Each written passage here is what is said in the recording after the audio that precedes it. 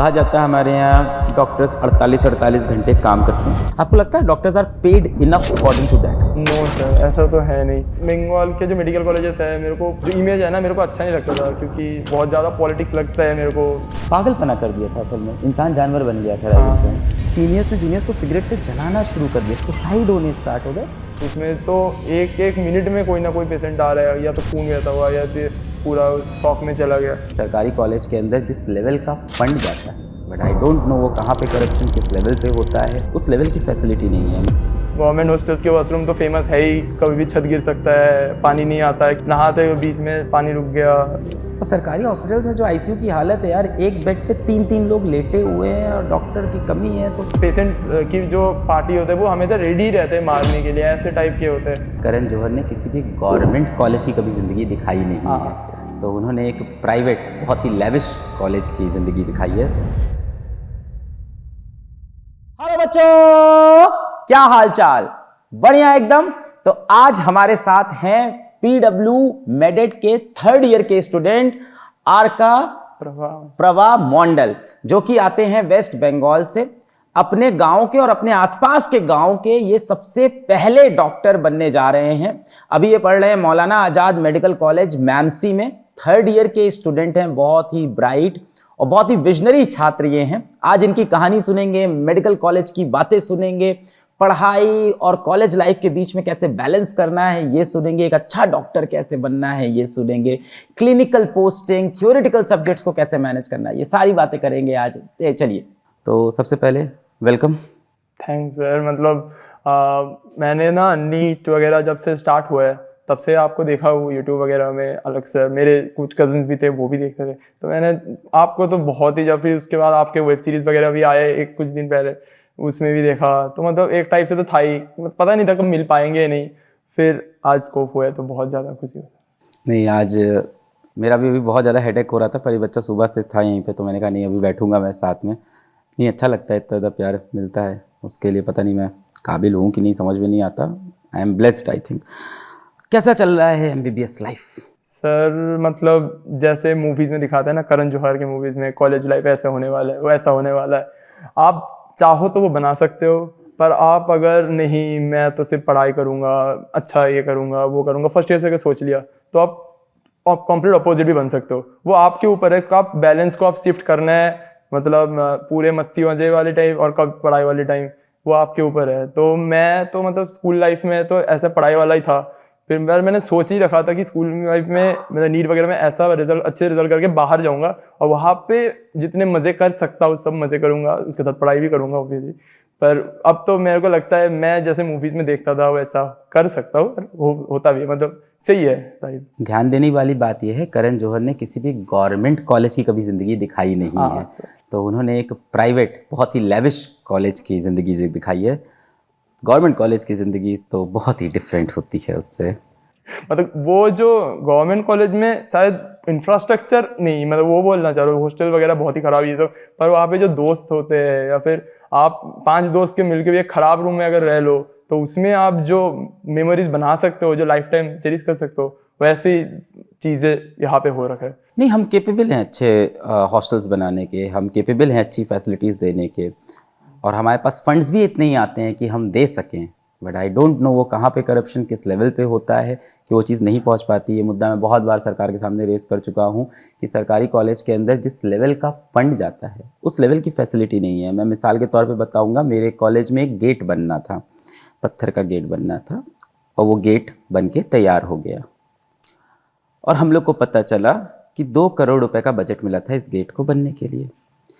हम लोग रोज़ कॉलेज जाते थे। अब इसमें शॉकिंग बात यह, हम लोग ने उस गेट को कभी बनता हुआ देखा ही नहीं। यानी जो गेट जैसा था वो वैसा ही रह गया हमेशा के लिए, वो बना ही नहीं कभी। तो फंड्स जो आते हैं वो शायद राइट वे में डिप्लॉय नहीं हो पाते। अभी डिजिटलाइजेशन के बाद थोड़ी विजिबिलिटी ज़्यादा हो गई है, अब सरकार को दिखने लगा है। ब्यूरोक्रेट्स भी जो अब आए हैं, न्यू एज ब्यूरोक्रेट्स आ रहे हैं, पूरा डिजिटली बहुत अवेयर हैं, तो धीमे धीमे वो चीज़ें कम हो रही हैं। आई थिंक और समय लगेगा कि हम उतना अच्छा इंफ्रास्ट्रक्चर बना पाए, पर सरकार को इस तरफ बहुत ध्यान देना चाहिए। बताइए, आप इतने अच्छे कॉलेज में हैं। खैर, हॉस्टल जैसा भी हो, जो आपने बताया, नीट यूजी की आपने तैयारी की, अच्छी रैंक हासिल की, फिर फर्स्ट ईयर कॉलेज में आए, कैसा रहा वो ट्रांजिशन? मतलब हमारे जो नीट यूजी के रिजल्ट्स आए और जो काउंसलिंग मतलब कॉलेज में आए उसके बीच में 6-7 महीने के गैप थे।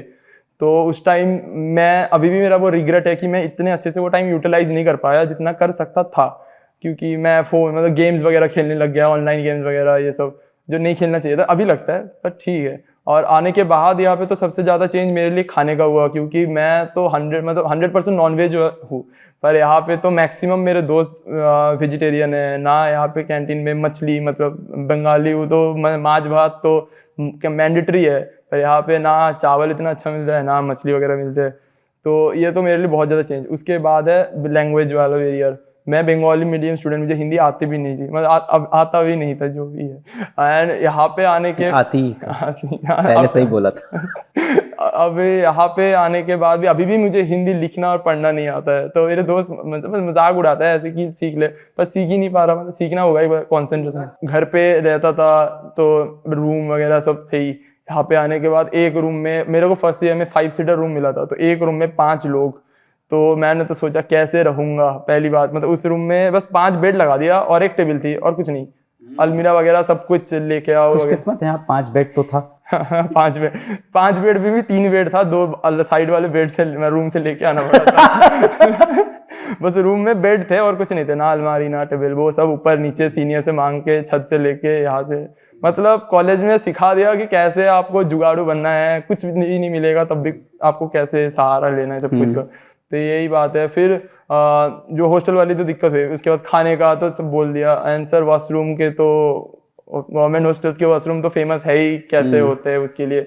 कभी भी छत गिर सकता है, पानी नहीं आता है, कितने बार हुए पानी नहीं आता है, नहाते हुए बीच में पानी रुक गया। मतलब जो कॉलेज में दिक्कतें हुए सब कुछ हो रखा है, पर उसी में भी खुश हूँ, क्योंकि अगर इसमें अडेप्ट कर लूंगा तो जिंदगी में बाद में अगर कभी रहने वाली चीज़ को लेके दिक्कतें आएंगे तो I know that I can manage.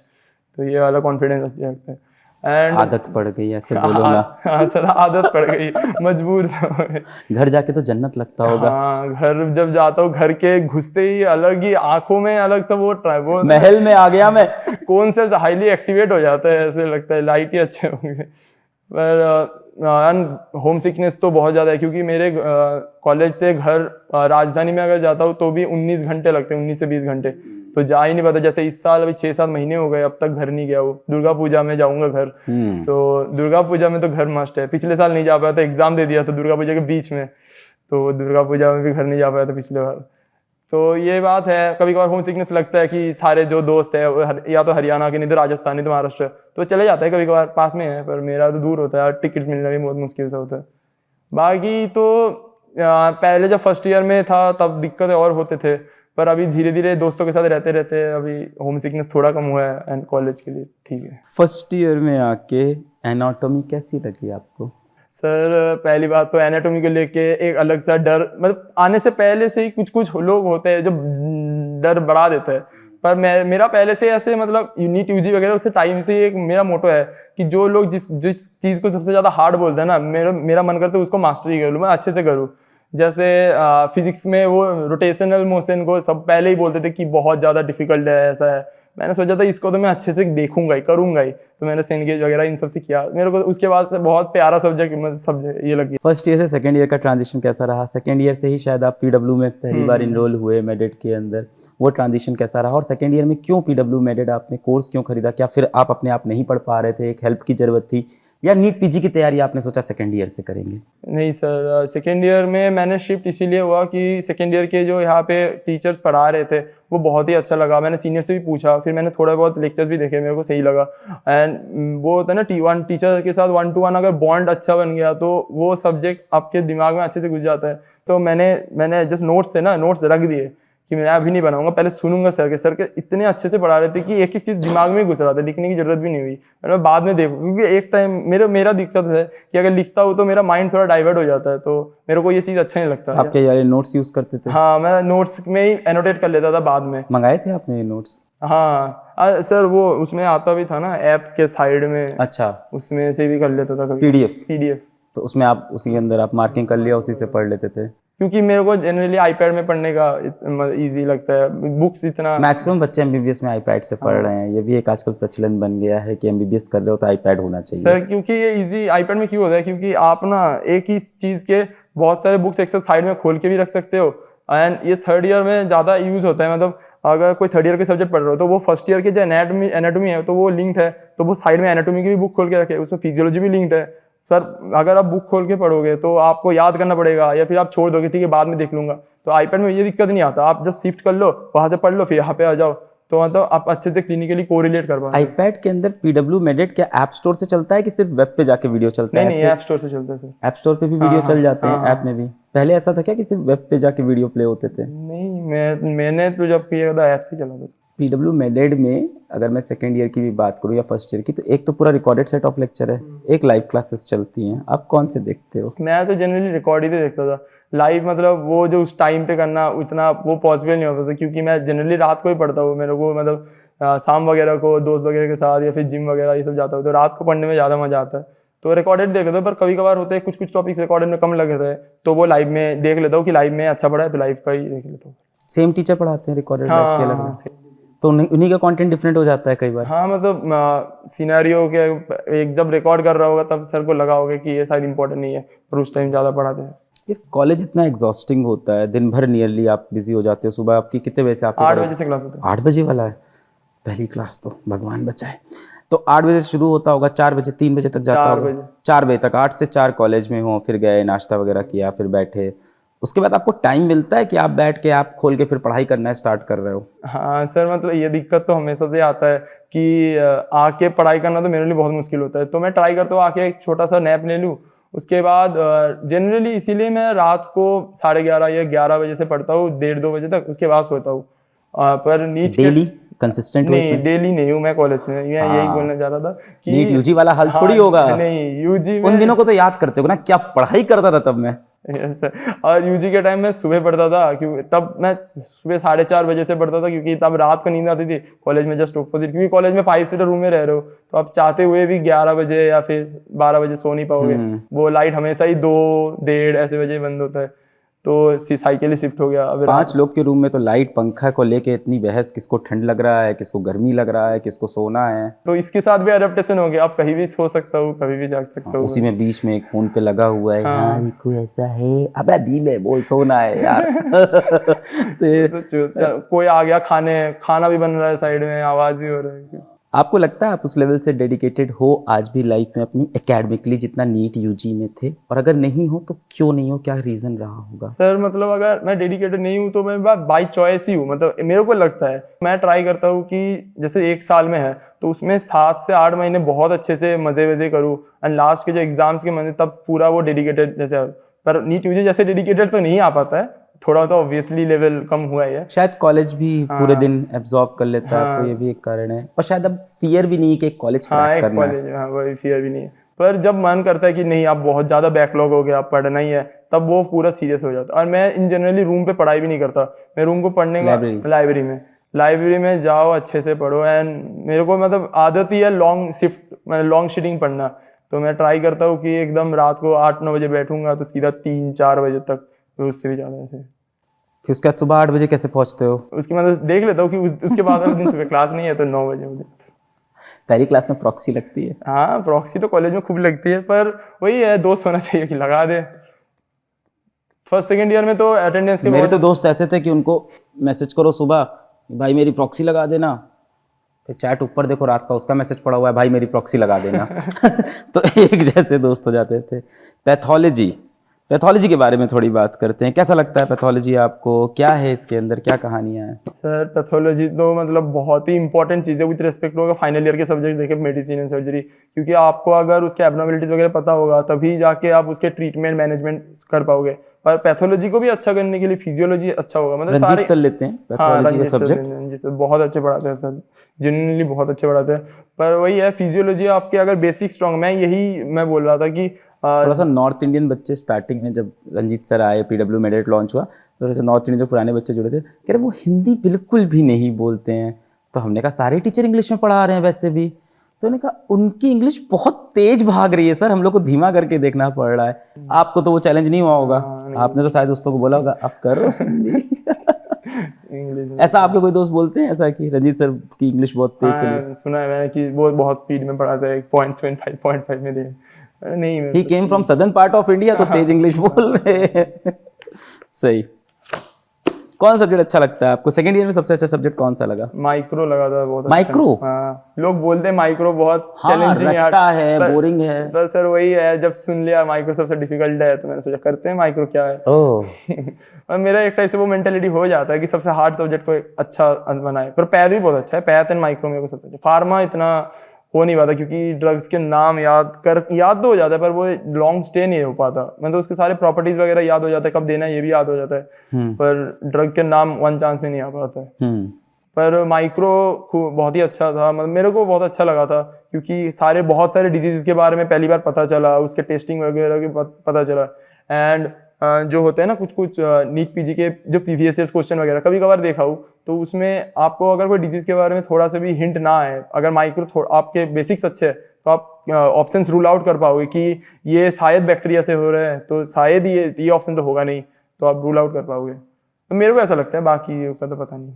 Objective questions और बेटर सॉल्व हो पाते हैं, ये रीजन है आपको लगता है? माइक्रो एंड पैथ का मतलब अगर बेसिक्स अच्छा हुआ ना तो फाइनल ईयर के सब्जेक्ट्स कभी अच्छे से मास्टर मतलब ऊपर कर पाओगे, मतलब रिजल्ट अच्छे कर पाएंगे। माइक्रोबायोलॉजी के लेक्चर्स देखते हो कि खुद से पढ़ते हो? नहीं सर, वो माइक्रोबायोलॉजी की मतलब जो बुक है अपूर्वा शास्त्री, वो बहुत ही अच्छा बुक है, मतलब बहुत सिंपलिस्टिक लैंग्वेज में लिखा हुआ है तो पढ़ने में तो बहुत अच्छा है। पर कभी कभार होता है कुछ टॉपिक्स में जैसे लगता है कि बुक में थोड़ा इनकम्प्लीट दे रखा है या फिर शायद हल्के में छोड़ दिया, तो वो तब लेक्चर में शिफ्ट होकर देख लेता हूँ क्योंकि ममता जी में बहुत डिटेल्स में पढ़ाते हैं तो अच्छी पढ़ाते हैं। मेमोनिक्स? हाँ, न्यूमोनिक्स मतलब ऐसा आप नहीं, खुद से भी तो बना लेते होगे? खुद से बना ले तो यार सारे चीज़ का न्यूमोनिक्स बनाने के बाद तो वो न्यूमोनिक्स ही भूल जाता हूँ कि क्या है। वो तो बहुत बड़ा दिक्कत है मेरे लिए कि ये माइक्रो का न्यूमोनिक था या बायोकेमिस्ट्री उल्टा न्यूमोनिक्स याद हो गया, अब ये किससे जुड़ा है यही नहीं याद है। एंड अभी तो मतलब जो क्वेश्चन सेटर है मुझे लगता है उनको भी पता है कि न्यूमोनिक्स कैसे बनाते हैं, तो वो चारों ऑप्शन सेम लेटर से ही दे देंगे और थोड़ा सा चेंज। अब मेडिकल में सारे टर्म इतने ज्यादा इंटरलिंक्ड है कि थोड़ा सा चेंज कर दो तो वो अलग। क्वेश्चन सेटर भी लेक्चर देख रहा है कि अच्छा ये न्यूमोनिक्स, अब मैं बताता हूँ तेरे को, चेंज करता हूँ इसको बहुत बढ़िया। डॉक्टर क्यों बनना चाहते थे आप? खुद का पैशन था, पेरेंट्स ने बोला? हाँ सर, मतलब जब मैं 8th-9th तक था तो मेरे को ऐसा था कि साइंस तो लेना ही है, वो तो मेरे को पहले से फिक्स हो गया। तो आप IIT या फिर नीट, मतलब डॉक्टर वाला। तो फिर दीदी का उस टाइम AIPMT वगैरह हुआ, दीदी का हुआ नहीं, तो तब मम्मी पापा को थोड़ा सा अपसेट देखा दीदी को। मतलब हमारे घर फैमिली में फिर हमारे विलेज में कोई डॉक्टर नहीं था, मतलब मेरा जो नेटिव विलेज है कोई डॉक्टर नहीं है। तो मैंने देखा कि ठीक है देखते अब क्या होता है। फिर जब 9th-10th के मैथ्स तो बहुत ही अच्छे जाते थे मेरे, पर 11th में जब मैथ्स हुए, मैथ्स आ तो रहते हैं मेरे को, पर वो है ना जो ऑब्जेक्टिव सिनेरियो के बेस में शॉर्ट। आप अपने विलेज के पहले डॉक्टर हो? हाँ, मैं मेरे नेटिव विलेज का, नेटिव विलेज एंड उसके सराउंडिंग एरिया वगैरह में मैं पहला डॉक्टर हूँ। देखा जाए तो मैं मेरे डिस्ट्रिक्ट में भी मेरे बैच या फिर मेरे से पहले एज सच कोई दिल्ली के मेडिकल कॉलेजेस में नहीं है, तो ये भी मतलब सोच रखा था मैंने। तो जब पढ़ाई वगैरह 11th-12th की पढ़ाई शुरू किया था तब मैंने सोच ही रखा था कि बंगाल के बाहर तो मुझे जाना ही है, इसीलिए इतना अच्छे से पढ़ूंगा कि बंगाल के बाहर जाऊँ, क्योंकि कॉलेज लाइफ एंजॉय करना है, ये वो। वहाँ नहीं हो पाएगी? अरे मतलब बंगाल के जो मेडिकल कॉलेजेस है मेरे को पहले से इतना अच्छे से वो जो इमेज है ना मेरे को अच्छा नहीं लगता था, क्योंकि बहुत ज़्यादा पॉलिटिक्स लगता है मेरे को, इतना पॉलिटिक्स मुझे अच्छा ही नहीं लगता। पॉलिटिक्स तो हर जगह। हाँ, पर सर दिल्ली के मेडिकल कॉलेजेस में इतने पॉलिटिक्स नहीं है मुझे लगता है, कॉलेज वगैरह में, तो इसीलिए। एंड थोड़ा नया सिटी में जाऊँगा, नया शहर, तो ये मैंने सोच रखा था कि पढ़ाई अच्छे से करूँगा कि बाहर जा पाऊँ।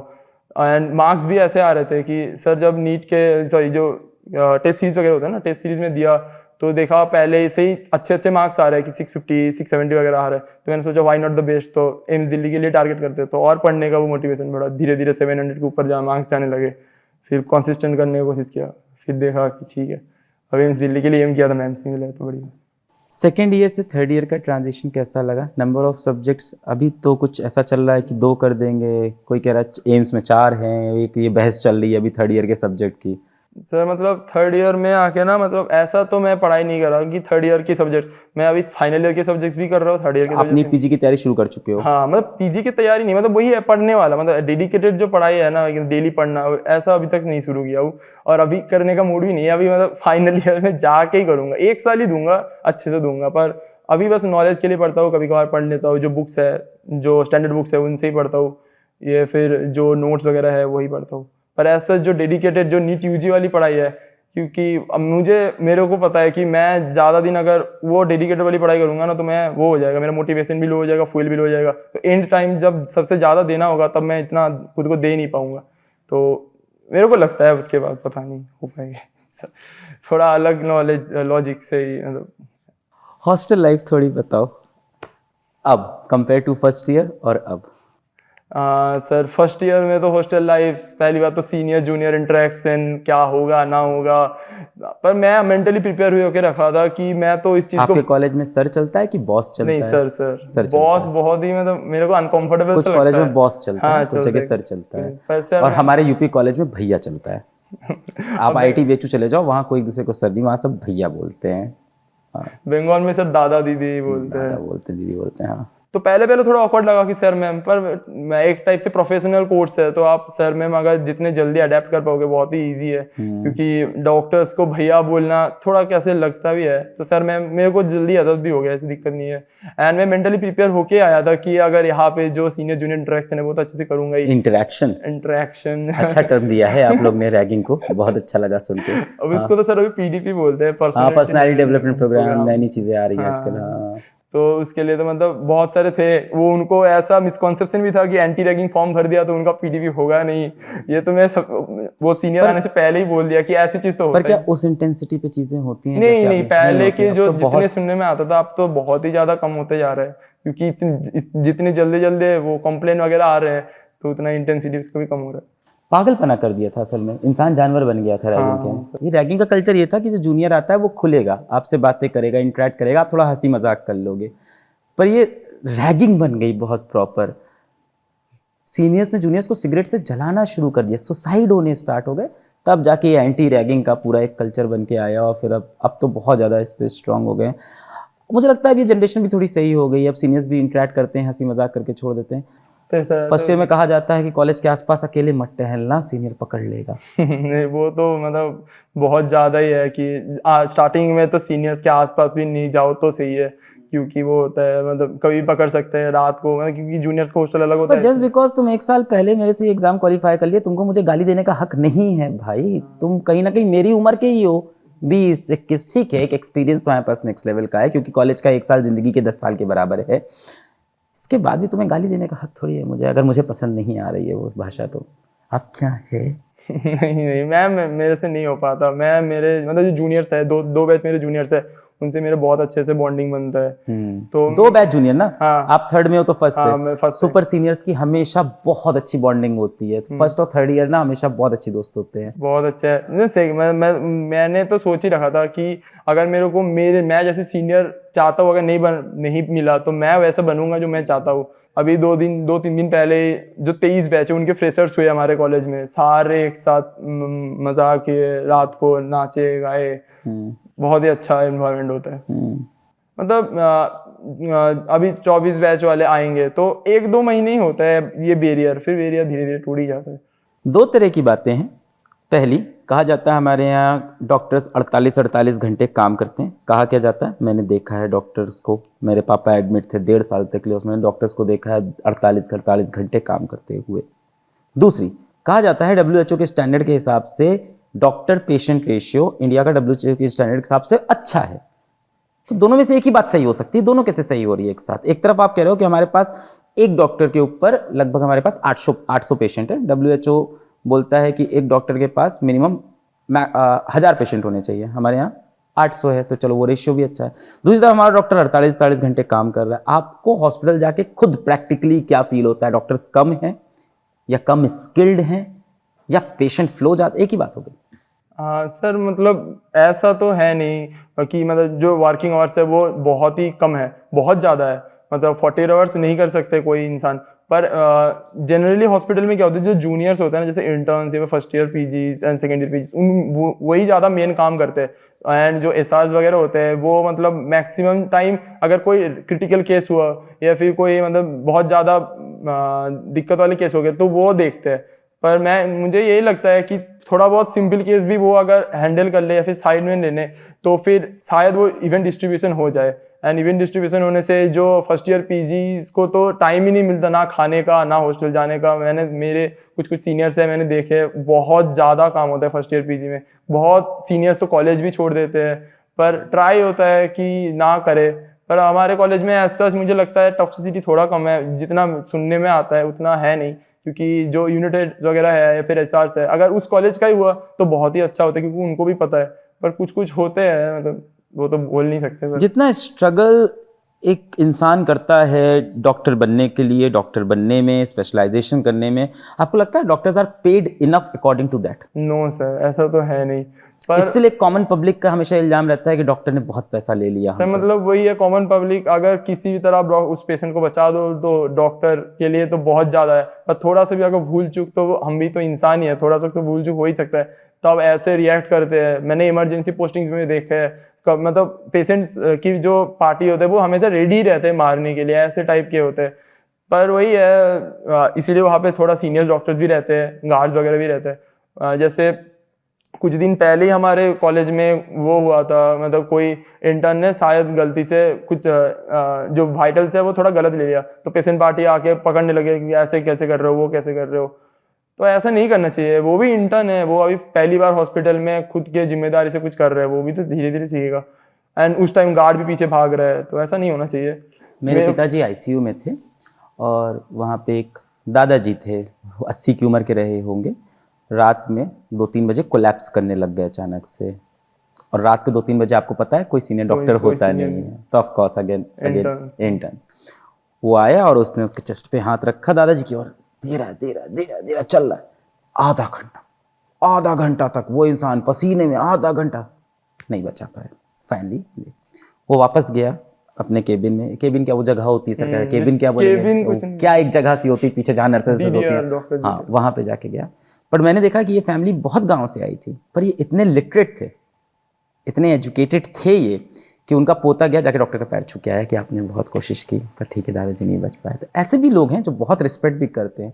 मेरे पिताजी को जिस डॉक्टर ने बचाया है वो मेरे लिए भगवान जैसे हैं। फिर उनके रिलीजन में अल्लाह चलता है, खैर एनीवेज, पर मैं उनकी इतनी रिस्पेक्ट करता हूँ उस इंसान की, उन्होंने मेरे पिताजी को जहाँ से बचाया। तो आई थिंक ये दोनों तरफ है। कुछ पेशेंट्स इस चीज़ को अभी भी नहीं समझ पाए, कुछ लोग बहुत मानते हैं डॉक्टर्स को, भगवान तो माना ही जाता है। क्योंकि एक टाइम थे कि आप जाके उसको मतलब पेशेंट्स को रिससिटेट कर सकते हो, उसके बाद अगर वाइटल्स ही नहीं सपोर्ट कर पाए तो आप कुछ कर ही नहीं सकते ना, कुछ टाइम तो होती है। और सरकारी हॉस्पिटल में जो आईसीयू की हालत है यार, एक बेड पे 3-3 लोग लेटे हुए हैं और डॉक्टर की कमी है, तो क्या करेगा बेचारा। सरकारी और हमारे मतलब आपकी आईसीयू में लगी है ड्यूटी? हाँ मतलब ज्यादा दिन नहीं लगी थी, बस 1-2 दिन लगा था। कैसा था एक्सपीरियंस? बहुत ज्यादा, मतलब घुसने ही नहीं दे रहे थे, बोल रहे थे कि नहीं आप लोग मत ही आओ तो सही है, क्योंकि इतना ज्यादा पेशेंट्स होते हैं, ये होता है पोस्टिंग्स में तो वैसे ही यूज किया, डॉक्टर्स इतना ज्यादा टेंस रहते हैं कि वहाँ पे खुल के ना पढ़ा पाएंगे ना कुछ दिखा पाएंगे, तो बोलते हैं कि मतलब फाइनल ईयर वगैरह में ही होंगे आईसीयू की पोस्टिंग। बाकी इमरजेंसी पोस्टिंग तो हुए है, तो उसमें तो एक मिनट में कोई ना कोई पेशेंट आ रहा है, या तो खून बहता हुआ या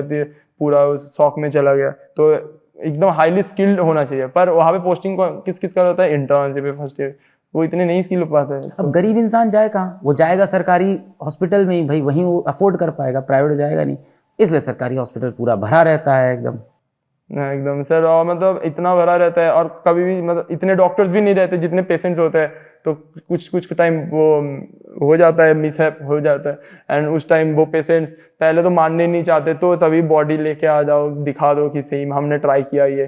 पर होते हैं कभी कभार इंसिडेंट्स, तो ट्राई करते हैं इमरजेंसी वगैरह में थोड़ा सिक्योरिटी। हाँ सिक्योरिटी मतलब धीरे धीरे बढ़ रहा है, पहले बहुत ही कम था। अब हमारे जो डीन मैम इस मामले में बहुत ज़्यादा सही है कि मतलब देखते हैं डॉक्टर्स की अच्छे से प्रोटेक्शन हो पाए, तो सिक्योरिटी वगैरह उस कि पेशेंट पार्टी को थोड़ा अलग से रखा करो, उस मतलब इमरजेंसी जो चेम्बर है वहाँ पे ना आने दो, बाहर ही रहने दो। क्योंकि जब देखते हैं कि डॉक्टर कर रहे नहीं हो रहे, और उतना उनमें वो आ जाता है कि ये तो कर ही नहीं, ढंग से नहीं कर रहा, पर ज़्यादा से ज़्यादा क्या कर लेगा, अगर अकेला इंसान कर भी तो नहीं सकता ना, इधर जाना है उधर जाना है। तो मेरे को देख के तब लगता है। पर यही बात है कि अगर थोड़ा सा जो मेडिकल ऑफिसर्स है, जो नॉर्मल मतलब पीजीस नहीं अलग होते हैं, वो इमरजेंसी वगैरह में ज़्यादा आए, तो शायद ये कंडीशन और सही हो पाए। एंड मेरे को लगता है थोड़ा बहुत जो पेशेंट पार्टी है उनको भी थोड़ा बताना चाहिए कि हम कर रहे हैं, आप भी थोड़ा देखो, ऐसा तो नहीं कि आप आके जस्ट वो कर दो, अटैक कर दो, ये बात तो अच्छा नहीं लगता। ऐसे न्यूज़ जब भी कोई कॉलेज का ऐसे न्यूज़ ना आजकल मतलब कोई हफ्ते में एक बार आती है कि इसको अटैक कर दिया उसको अटैक, तब देख के थोड़ा सा लगता है कि क्या जिनके लिए इतना पढ़ाई करते हो। मुझे वो डॉक्टर्स अच्छे लगते हैं जो पेशेंट और पेशेंट की फैमिली को इत्मीनान से समझा देते हैं कि क्या प्रॉब्लम हुई है। कई बार बहुत सीनियर डॉक्टर्स का मैंने देखा है बिहेवियर बहुत रूड हो जाता है, बहुत, और ज़्यादातर ऐसा मैंने देखा है ये उन्हीं का होता है जिनका नाम बहुत होता है, उनका बिहेवियर बहुत रूड होता है। वो किसी भी तरह के कमेंट कर रहे होते हैं पेशेंट के ऊपर, पेशेंट की फैमिली के ऊपर, बहुत ही स्टीरियोटाइप कर देते हैं। वो मुझे इतना पसंद नहीं आता। मुझे लगता है अगर एक पेशेंट आया है तो आप उससे चैन से बात कर लें, जो भी तकलीफ है आप बता दें। एक पेशेंट को दिलासा महसूस होता है कि डॉक्टर साहब ने मुझे बता दिया। इस पे एक प्रॉब्लम जो बनती है, इस पे आपका मुझे सही चाहिए, क्योंकि आप हॉस्पिटल जा रहे हो, गांव से जो लोग आते हैं उन्हें एक्सप्लेन करना कितना टफ हो जाता है। बहुत ही टफ होता है क्योंकि जो गांव से आते हैं वो पहली बात तो लाइन बहुत ज्यादा होते हैं, ओपीडी वगैरह के लाइंस बहुत ज्यादा। वो कितने रुपए की पर्ची है आपके यहाँ? हाँ पर्चा कितने रुपए का पर्चा है? पर्चा फ्री होता है, फ्री पर्चा है। अब बेचारा कहाँ जाए, वो आएगा आप ही क्या? हाँ तो सर वो सुबह मतलब 8 बजे से शायद स्टार्ट होता है, शायद 1 रुपए का पर्चा होगा मेरे ख्याल से। फ्री तो देखा है, पता नहीं शायद हो सकता है। तो सर वो सुबह 3 बजे, रात के 3:30 बजे आके लाइन में खड़े होते हैं क्योंकि उसको पहले लेना है, डॉक्टर के पास पहले जाना है, क्योंकि डॉक्टर भी 1 बजे तक ही ओपीडी होता है, उसके बाद तो हो नहीं पाता। और 11 बजे ओपीडी के पर्चा बंद भी हो जाता है। और 11 बजे को ओपीडी ले फिर पर्चा बनाने जाएगा तो वो हॉस्पिटल के बाहर खड़ा होगा पर्चा बनाने की लाइन, इतना लगता है। तो बहुत ज्यादा ये सीवियर चीज है। उसके बाद अब डॉक्टर पूरे वो पेशेंट रात भर ट्रेन में खड़ा होके भी आया जनरल डिब्बे में अपने शहर से यहाँ पे इलाज कराने, उसके बाद वो फिर लाइन में खड़ा है सुबह से दोपहर। उसके बाद वो जाके डॉक्टर को दिखाया। अब ये बिना इन्वेस्टिगेशन तो कुछ कर ही नहीं सकते, तो डॉक्टर ने ज्यादा से ज्यादा क्या थोड़ा बहुत इन्वेस्टिगेशन लिखे, तो उसमें उसका बेनिफिट होता ही नहीं है, तो उसको फिर से आना पड़ता है। तो ये देख के थोड़ा बहुत खराब लगता है कि इतने देर से आया है, सुबह से आया है। तो इस टाइम कभी कभार कुछ पेशेंट ये हो जाते कि एटलीस्ट आप बता तो दो ये। तब मैंने देखा है कुछ डॉक्टर्स को भी, मतलब वो भी पूरे दिन इतने पेशेंट्स देख रहे हैं तो एक टाइम तो वो भी मेंटल रिटार्डेशन, एग्जॉस्शन आ ही जाता है। क्या सोल्यूशन है? क्या डिजिटल क्लिनिक, ई क्लिनिक, प्रधानमंत्री मोदी जी भी बहुत बात करते हैं, क्या ये सोल्यूशन है? आपको दिख रहा है इस फील्ड में काम होते हुए? सर मतलब अगर डिजीज का सिवियरिटी कम हो तो शायद टेलीकॉम डिपार्टमेंट बहुत अच्छा कर सकता है, पर पर्सनली मेरे को लगता है कि हाँ टेलीमेडिसिन, पर पर्सनली मेरे को लगता है कि बिना आप टेस्ट करे या फिर बिना आप खुद देखे ना डिजीज आइडेंटिफाई करना बहुत मुश्किल है। फॉर सेम आप वीडियो कैमरे पे देख के नहीं बता पाओगे? सर मेरे को ऐसा लगता अगर है वहाँ पे मैं आपको एक मॉडल बताता हूँ। लेटेस्ट से आप एक एस्टैब्लिश्ड अच्छे डॉक्टर बन गए और एक इंटर्न है जो कि दूर किसी गाँव में एक केबिन में बैठा है, और आप उस इंटर्न को डायरेक्शन दे रहे हो कि मुझे ये पर्टिकुलर चीज़ चेक करके फिजिकल जो भी आपको वहाँ से रीडिंग चाहिए वो आपको दे दे, बाकी पेशेंट आपसे वीडियो पे इंटरैक्ट कर दे। क्या ऐसा मॉडल पॉसिबल है? हाँ सर, ऐसा अगर कोई यहाँ पे डॉक्टर है जिसको एटलीस्ट बेसिक चीज आता है तो शायद ऑब्वियसली सर ये हो सकता है। क्योंकि आप जिस दिन बड़े डॉक्टर बन गए, अच्छे डॉक्टर बन गए, आप तो गाँव जाओगे नहीं रहने अपनी जिंदगी, रहेगा वही जो नया इंटर्न है 2 साल के लिए, वही जाएगा, कॉस्ट भी उसी पे जस्टिफाई होगी, उसी सैलरी पे वही बंदा पहुंच। क्या ऐसा मॉडल आपको लगता है फ्यूचर में कुछ आ सकता है? हाँ सर आ सकता है फ्यूचर में, क्योंकि जिस तरह डिजिटलाइजेशन हो रहा है, जिस तरह नेटवर्क कनेक्टिविटी गांव-गांव तक पहुंच रहा है, मेरे को लगता है ऐसा हो सकता है। कितने % आपके यहाँ बच्चे ये सब चीज़ें सोच रहे हैं? सर मेनली ना अभी वही है, सेम रैट रेस में सब घुस गए, नीट पीजी करना है, फिर नीट एसएस करना है, उसके बाहर सोचते हैं। कुछ लोग होते हैं जो साइंटिफिक रिसर्च वगैरह में जाते हैं, मैक्सिमम तो रैट रेस में फंसे हुए हैं। बहुत अच्छा लगा अर्का आपसे बात करके, बहुत मज़ा आया। जिस तरह से आपने एकदम खुल के सारी बातें बताई, मुझे बहुत अच्छा लगा। आप बहुत अच्छे डॉक्टर बनोगे मेरे ख्याल से। आई होप ये ओरिजिनलिटी रास्ते में आपकी कहीं खो ना जाए। कोशिश करना जब भी खोए तो वापस खुद को याद दिलाना। मेरी भी कई बार खोने लगती है तो मैं खुद को याद दिलाता हूँ कि किस पर्पज़ से मैं आया था। बहुत अच्छा लगा आपसे बात करके। फिर से मिलेंगे एक ऐसी कहानी के साथ।